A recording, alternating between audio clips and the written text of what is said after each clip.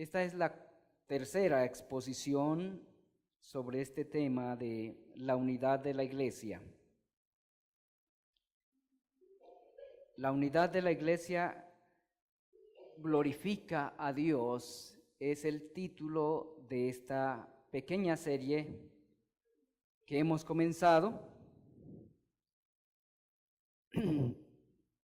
Y esta sería la tercera exposición y la he titulado Los pilares de la unidad de la iglesia.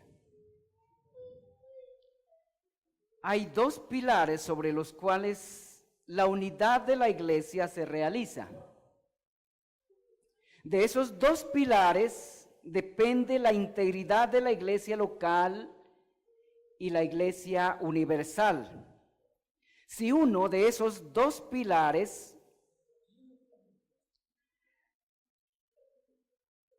falta o se deteriora, inmediatamente la integridad de la iglesia se pone en riesgo. Esos pilares a los que me voy a referir en esta mañana, el apóstol los menciona, el apóstol Pablo, en su carta a los Efesios capítulo 4 versículo 15. Leamos el versículo. Sino que siguiendo la verdad en amor, crezcamos en todo en aquel que es la cabeza, esto es, en Cristo.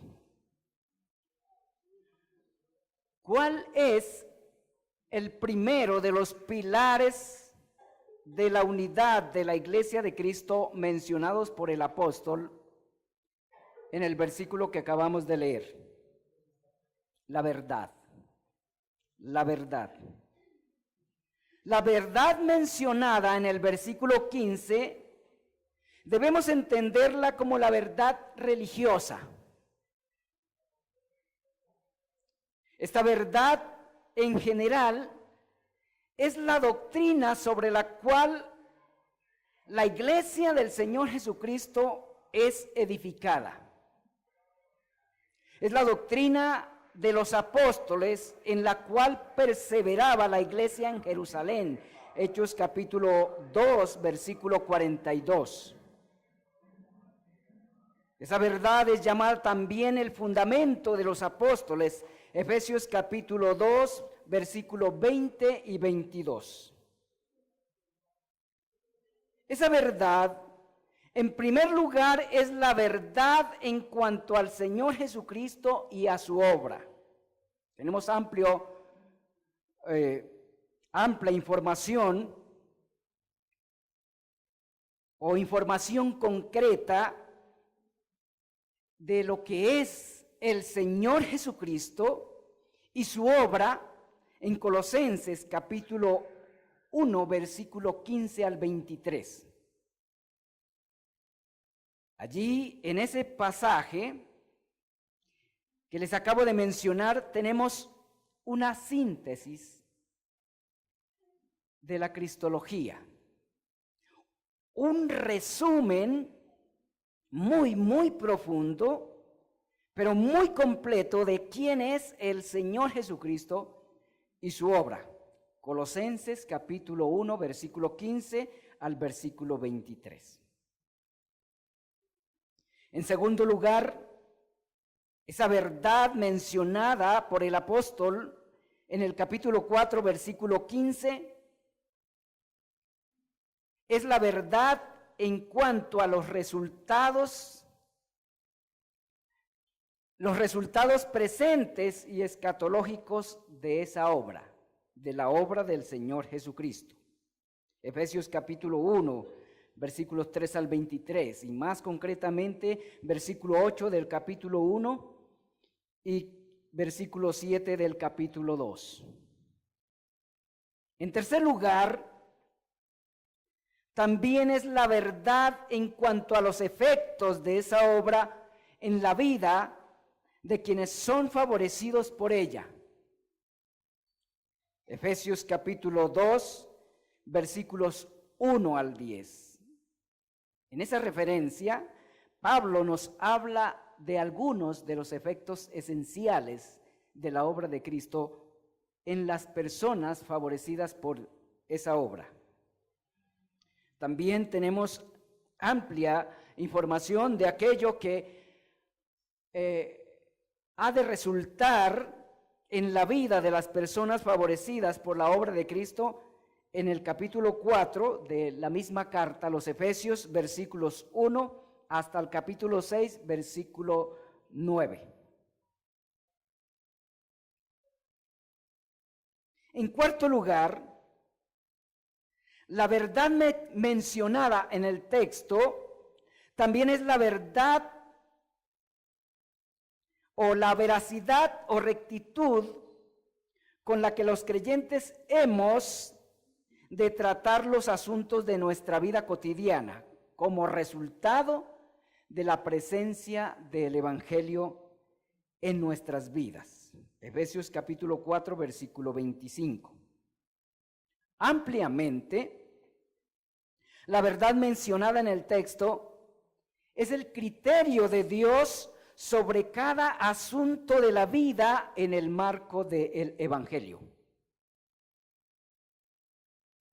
El Evangelio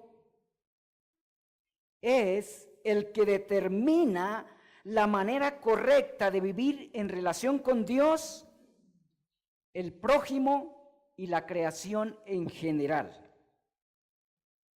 No hay verdad fuera del Evangelio.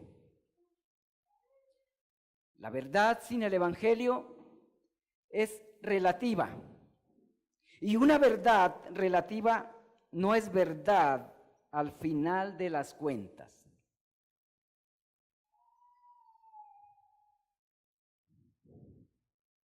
El otro pilar sobre el cual es edificada la iglesia del Señor Jesucristo es el amor. El amor mencionado en el texto no es esa emoción romántica o cautivante que en ocasiones experimentamos por la belleza externa de un ser humano o el buen trato que nos proporciona o por el deseo de encontrar placer. Este amor mencionado por el apóstol Pablo en el texto no está fundamentado en las ilusiones que surgen del corazón por la necesidad de ser reconocidos y valorados por otro ser humano. No es a eso a lo que se refiere el apóstol como amor. El amor referido en el texto es ante todo una convicción fundamentada no en ilusiones pasajeras, sino en realidades espirituales eternas. El amor mencionado en el texto está fundado en el conocimiento de Dios y de sus obras, en especial de su obra redentiva. Este amor es ante todo, amados hermanos, el producto de la convicción del amor de Dios que ha sido derramado por el Espíritu Santo en nuestros corazones, y es el amor que Dios ha tenido en Cristo por los creyentes. Romanos capítulo 5, versículo 6 y versículo 8. Tenemos información de eso, de ese amor también ampliamente en Romanos capítulo 8, versículos 31 al 39. La base de ese amor mencionado en el texto es el Evangelio del Señor Jesucristo. Este amor no es producto del corazón humano, es producto de la presencia del Espíritu Santo. Es el amor de Dios que ha sido derramado en los corazones de cada redimido. Romanos 5:5.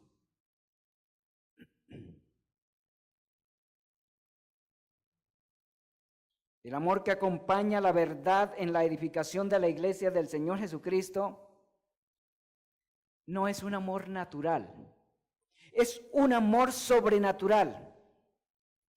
Es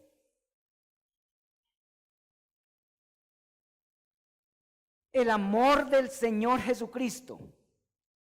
Ese amor es descrito en 1 Corintios capítulo 13, versículo 4 al 8. Este amor es capaz de sufrir adversidades sin dejar de ser benigno. Perdona y ora a Dios pidiendo perdón por sus enemigos, por sus detractores, aún estando crucificado. Este amor, como lo dice el apóstol también allí en 1 Corintios capítulo 13, versículos 4, 1 al 8, carece de envidia, jactancia y vanidad. Este amor no pierde su compostura, ni se centra en sí mismo, no se irrita, ni guarda rencor. Son las características de ese amor que acompaña la verdad para la edificación de la iglesia. No se complace en la injusticia, mas se complace en la verdad y nunca deja de ser. Mantiene su integridad cualquiera sea su situación. Los efectos de este amor no son efectos fugaces. Los efectos de este amor son efectos sólidos y eternos, como lo son las realidades que lo sustentan. Este amor es la expresión misma del carácter del Redentor. Es la expresión misma del carácter del Señor Jesucristo. Este amor también es el más grande de los dones espirituales. 1 Corintios, capítulo 13, versículo 13. Y ese amor está disponible para todos los creyentes, para todos y cada uno de los creyentes. Ese amor debemos procurarlo más que cualquier otro de los dones espirituales. Es la exhortación del apóstol en su primera carta a los Corintios, capítulo 12, versículo 31 también.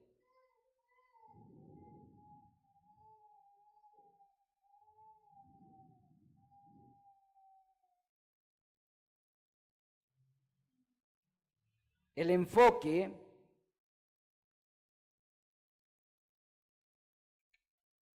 de este amor, el que presenta el apóstol Pablo en el versículo 15 del capítulo 4,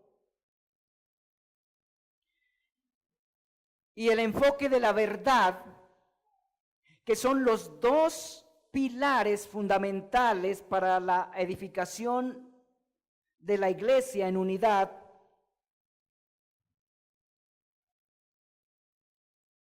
Ese enfoque de esos dos elementos es a su vez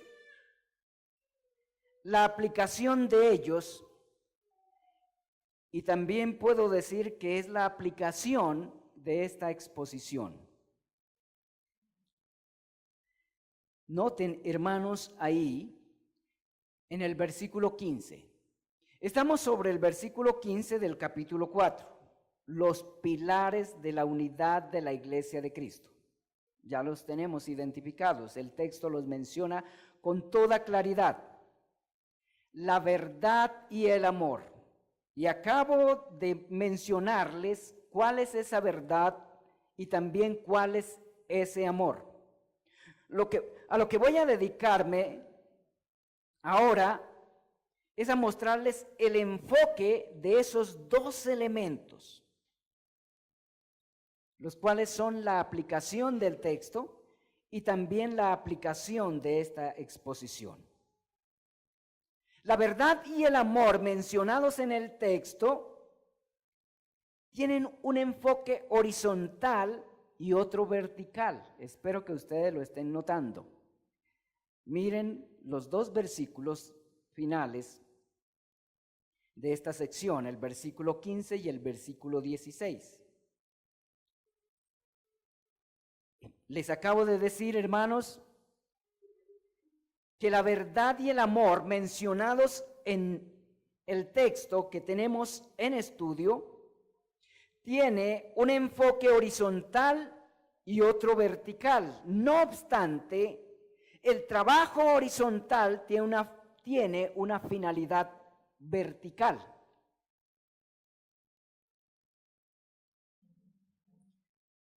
Quiero decir que la verdad y el amor con y en los cuales se edifica la iglesia son dispensados sobre hombres. Esto es lo horizontal. Pero el trabajo con la verdad y el amor tienen el fin de llevar a esos hombres a Dios y a perfeccionarlos a su imagen. Esto es lo vertical. Concédanme, hermanos, por favor, tratar de explicar esto último.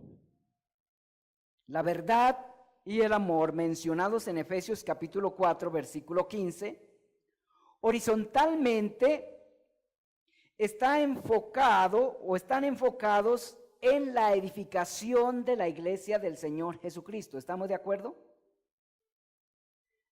Repito, la verdad y el amor mencionados en el texto están enfocados en la edificación de la iglesia del Señor Jesucristo.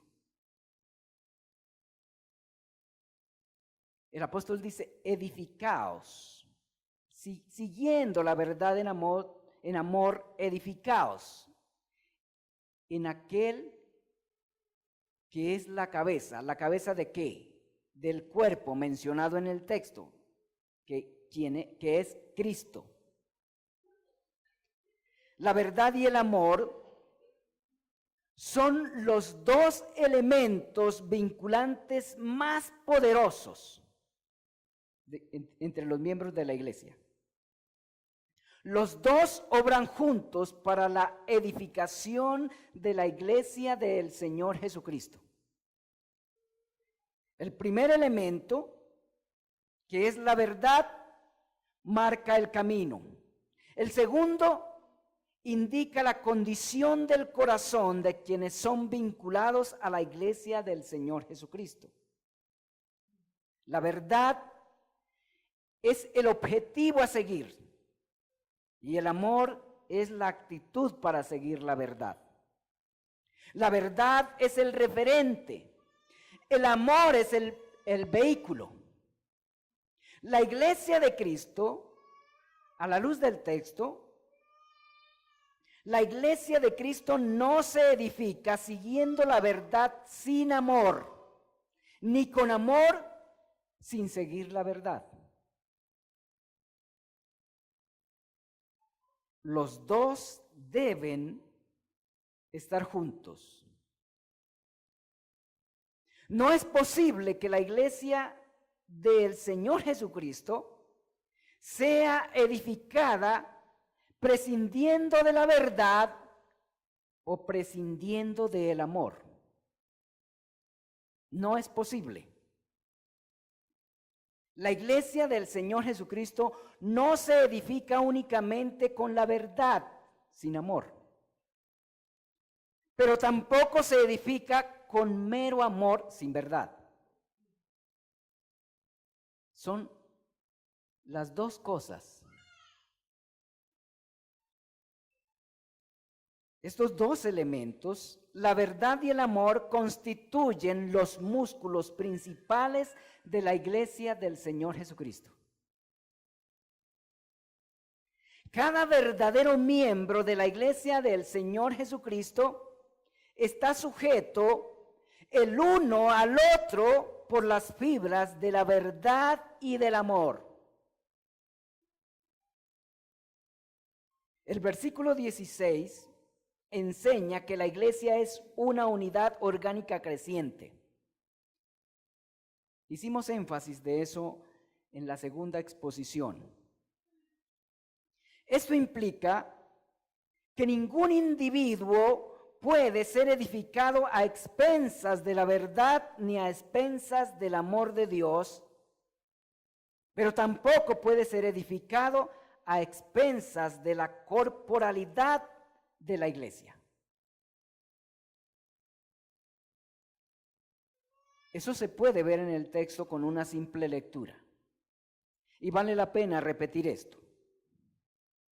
Ningún individuo puede ser edificado en la iglesia del Señor Jesucristo a expensas de la verdad y a expensas del amor, pero tampoco a expensas de la corporalidad de la iglesia.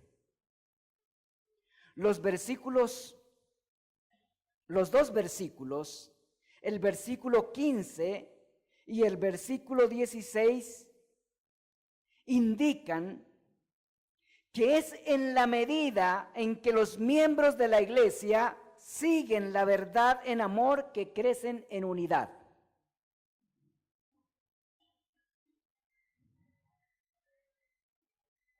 Esa verdad debe ser seguida en amor por cada uno de los miembros de la iglesia. Cada miembro de la iglesia del Señor Jesucristo debe caminar y crecer en ella en comunión con los demás miembros, en amor. El cristiano verdadero persigue la verdad en amor.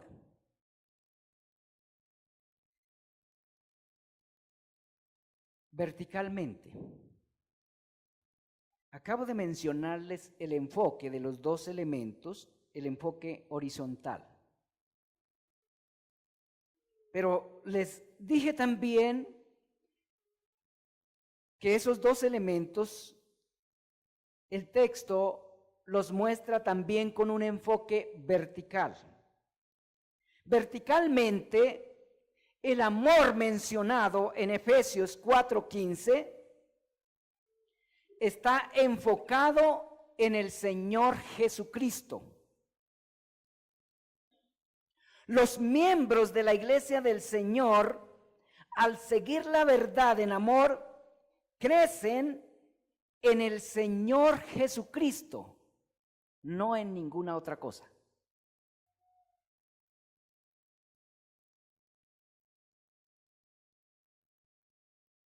Versículo 15. Crecen en su entendimiento de Él y crecen en su carácter. En otras palabras, crecen a su imagen.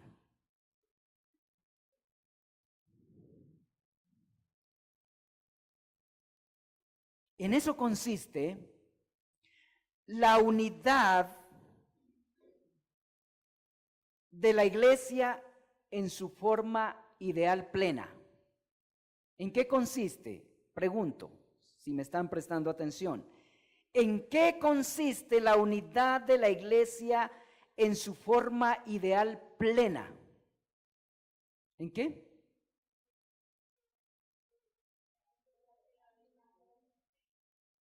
En ser conformados a la imagen de Cristo.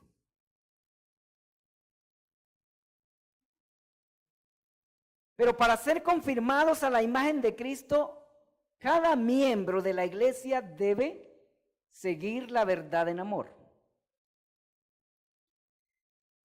Siguiendo la verdad en amor es la manera de crecer en unidad.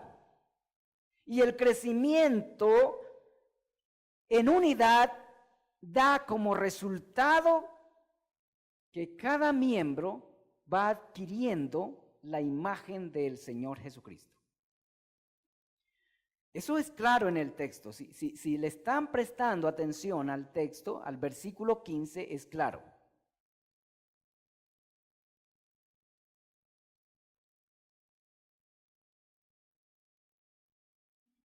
La unidad ideal y plena de la iglesia consiste en alcanzar la plenitud del carácter de nuestro Señor Jesucristo. Y miren eso de manera más clara en el versículo 13 del mismo capítulo.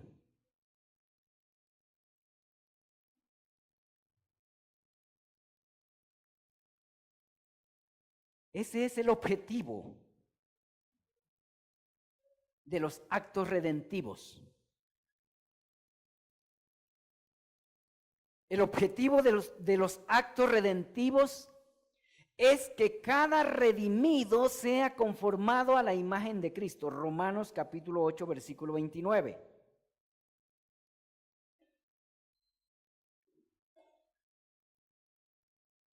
Y ese también es el enfoque de los ministerios, tanto de los universales como de los locales.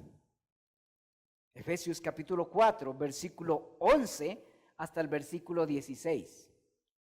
En el versículo 11 el apóstol comienza diciendo que los apóstoles hasta los pastores fueron constituidos para capacitar a los santos, a los apartados para la edificación de la iglesia. Y ese trabajo de los oficiales, desde los apóstoles hasta los pastores, debe tener como fin la unidad de la iglesia. Y esa unidad de la iglesia consiste en alcanzar la medida de la estatura de Cristo. Versículo 13. Los apóstoles del Señor Jesucristo y su equipo trabajaron para dejar una doctrina sobre con la cual la iglesia sería edificada.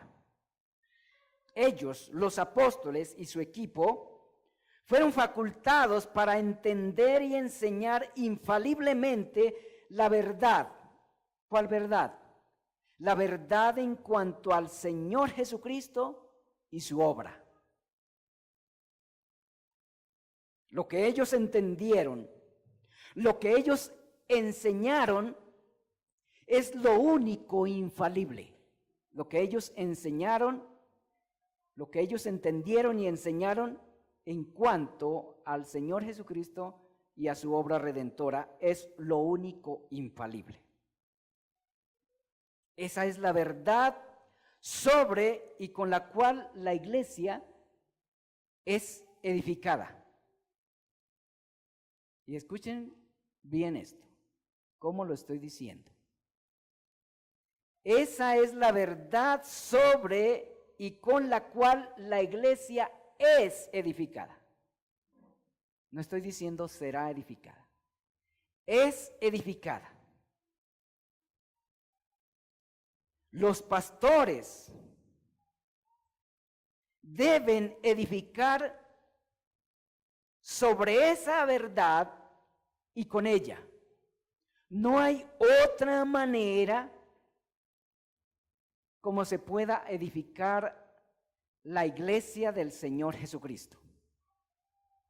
Y pregunto otra vez, ¿en qué consiste el trabajo de edificar la iglesia? ¿En qué consiste? Todos los creyentes, en cualquier posición que nos hallemos en la iglesia, tenemos la tarea de edificar la iglesia del Señor Jesucristo. Todos. Y la pregunta que estoy haciendo es, ¿en qué consiste el trabajo de edificar la iglesia del Señor Jesucristo? ¿En qué consiste? Ya lo había mencionado, a ver si lo recordamos. El trabajo en la edificación de la iglesia consiste en enseñar a los creyentes a conformarse a la imagen del Señor Jesucristo hasta alcanzar la plenitud de su carácter. Vale la pena repetir esto. El trabajo en la edificación de la iglesia consiste en enseñar a los creyentes a conformarse a la imagen del Señor Jesucristo hasta llegar a su plenitud.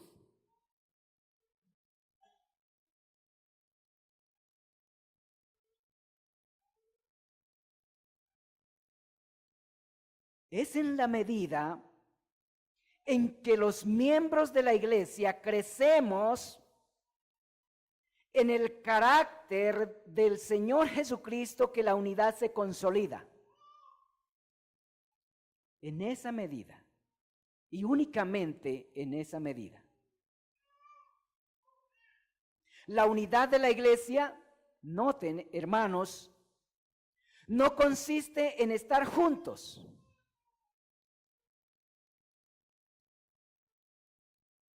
La unidad de la iglesia consiste en ser de una misma mente y un mismo parecer. 1 Corintios capítulo 1, versículo 10. También pasamos por ese texto. ¿Y cómo logramos esto? ¿Cómo vamos logrando esto?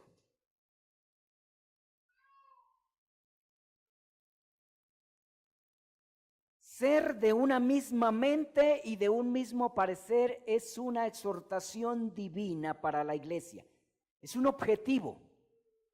Es un deber de todos los creyentes. Pero ¿cómo se consigue esto? ¿Cómo lo vamos consiguiendo? Esto lo vamos logrando en la medida en que nos vamos conformando o pareciendo a nuestro Señor Jesucristo. No hay otra manera de lograrlo.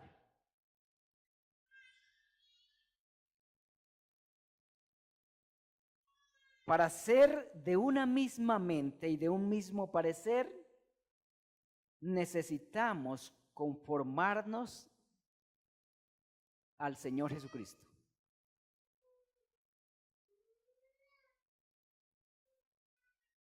Crecemos en ello, siguiendo la verdad en amor.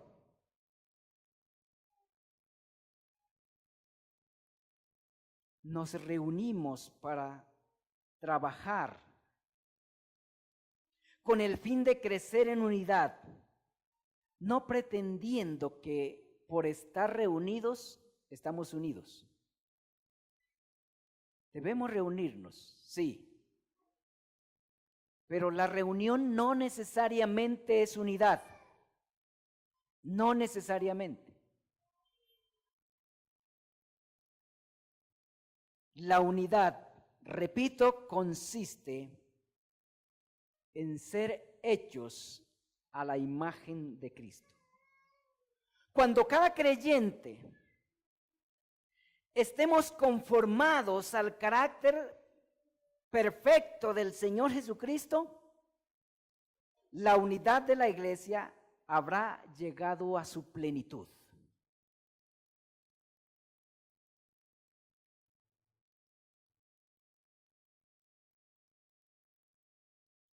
No es posible unir a la iglesia sin tener esto en mente. Y cada creyente es responsable de crecer a la imagen de Cristo.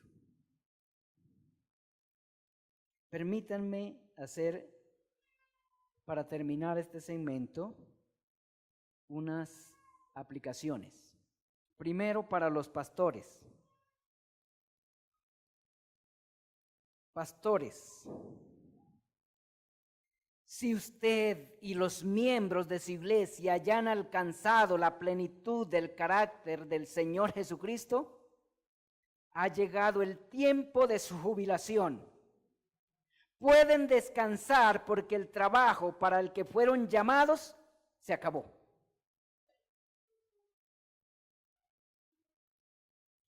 Pero si esto todavía no es una realidad, no hay lugar todavía para la jubilación. Siga trabajando porque no es tiempo todavía de descansar. ¿Ven que a la luz del Evangelio los pastores no se pueden jubilar? Ni los creyentes tampoco. Nadie se puede jubilar hasta que no se alcance la meta trazada por el Señor Jesucristo. La jubilación de los pastores es un invento humano. Los pastores y los creyentes, todos debemos trabajar en la edificación de la iglesia hasta el último suspiro. Hasta el último suspiro. Por otro lado, pastores, si los miembros de la iglesia, de su iglesia, no están siendo conformados al carácter del Señor Jesucristo, deben reconsiderar su trabajo. Probablemente perdieron el objetivo de su ministerio o probablemente no han sido llamados por el Señor Jesucristo a pastorear su iglesia.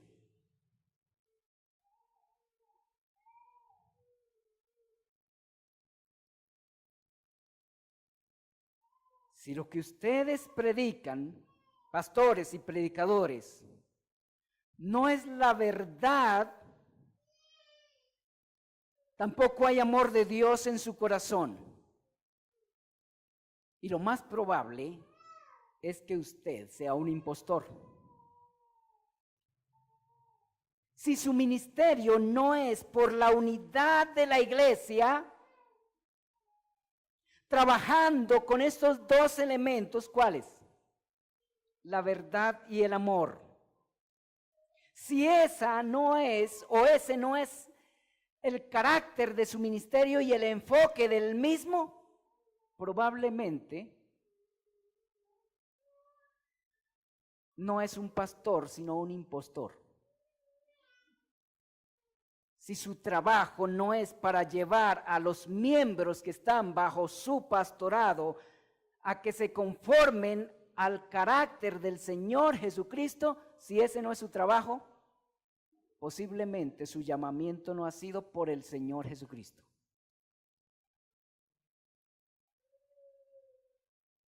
Pero si en verdad usted es un hombre de Dios, su interés no es otro que el de que los miembros de su iglesia crezcan a la imagen del Señor Jesucristo. Por lo cual su predicación y enseñanza debe estar centrada en el Señor Jesucristo, tal como ha sido revelado en la Escritura. Debe asegurarse que lo que predica del Señor Jesucristo es realmente lo que dice la Biblia y no lo que se imagina su corazón.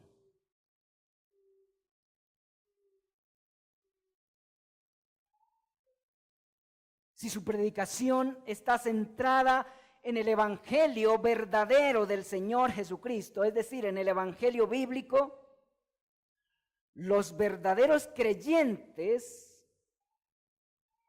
que haya en su iglesia, en su congregación, sin duda están creciendo a la imagen del Señor Jesucristo en unidad con los demás creyentes.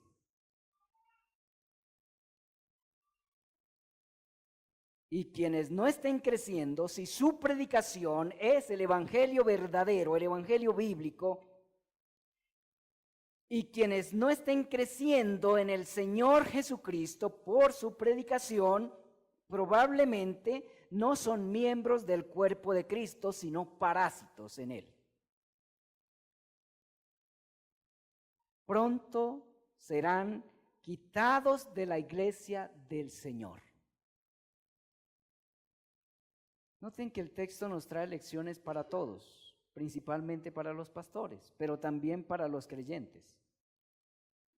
Quien no esté creciendo a la imagen del Señor Jesucristo es porque no es un creyente verdadero.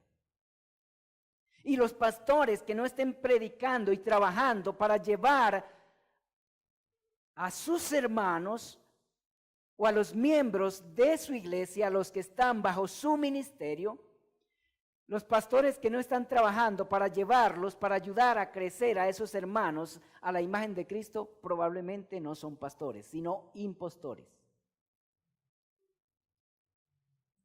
Todo el trabajo de toda la iglesia, incluidos los apóstoles, incluidos los evangelistas, incluidos los profetas que formaban el equipo apostólico, y ahora los pastores y maestros junto con todos los creyentes trabajan para crecer a la imagen del Señor Jesucristo. Ese es el enfoque del trabajo de todo cristiano y el trabajo de toda iglesia cristiana verdadera y de todo ministro de Cristo verdadero. Si alguien se cree pastor o ministro de la iglesia del Señor Jesucristo y ese no es el enfoque de su trabajo, repito, probablemente es un impostor.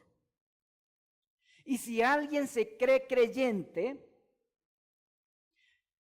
y no está creciendo a la imagen del Señor Jesucristo, tampoco es un verdadero creyente, es un creyente impostor. Y los impostores pronto serán quitados de la iglesia del Señor Jesucristo. Algunos antes del juicio, pero los que más duren, los impostores que más duren dentro de la iglesia del Señor, será hasta el día del juicio. A partir de ese día, la iglesia será totalmente, absolutamente purificada de toda clase de impostor. Sea creyente o sea ministro. Porque a la eternidad, al mundo redimido, entrará únicamente los verdaderos miembros de la iglesia del Señor Jesucristo, nadie más. Porque el mundo redimido será heredado únicamente por la iglesia del Señor Jesucristo. De manera que asegurémonos todos que seamos verdaderos miembros de la iglesia del Señor Jesucristo. ¿Cómo nos aseguramos? Mirando si estamos creciendo al carácter de Cristo. Que nuestro crecimiento no sea solo intelectual. Que nuestro crecimiento se note sobre todo por nuestro carácter. Eso es lo que evidencia que en verdad somos ministros o miembros de la iglesia de Cristo. Oremos. Bendito Señor, tu palabra siempre pertinente. Te damos gracias por ella y te pedimos, amado Dios, que a la luz de ella podamos discernir el estado de nuestro propio corazón, la realidad espiritual en la que nos encontramos, amado Dios. Gracias por la luz de tu palabra. Gracias, Señor, por el privilegio de tenerla, de escudriñarla, de poder exponerla, Dios amado. Una vez más, Señor, me has concedido el privilegio de exponer tu palabra.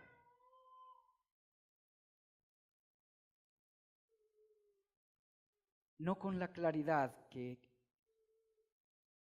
se necesita. Perdóname por ello, Señor. No con la contundencia que debo predicarla.